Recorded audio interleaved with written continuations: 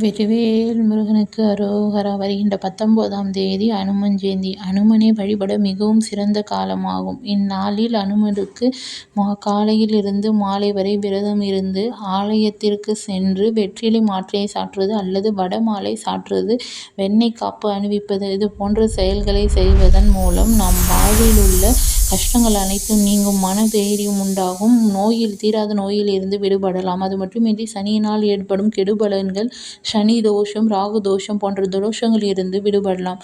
அதைவிட சிறந்தது கர்ப்பிணி பெண்கள் அன்றைய நாள் சுந்தரகாண்டம் படிப்பது. சுந்தரகாண்டம் படிப்பதனால் நல்ல ஆரோக்கியம் மற்றும் நற்குணங்களை உடைய குழந்தை பிறக்கும். இந்நாளில் அனுமனை வழிபடுவதனால் வாழ்வில் பல மாற்றங்கள் ஏற்படும். இந்நாளில் ஒரு தேங்காய் வாங்கி அனுமன் ஆலயத்தில் கட்டினால் நாம் வேண்டியது எதுவாயிருந்தாலும் நிறைவேறும். இன்றைய தினம் அனுமன் சாலிசா படிப்பது, ஜெய் ஸ்ரீராம் என்ற நாமத்தை உச்சரிப்பது நம் வாழ்வில் மிகப்பெரிய மாற்றங்களை ஏற்படுத்தும். வெற்றிவேல் முருகனுக்கு அரோகரா.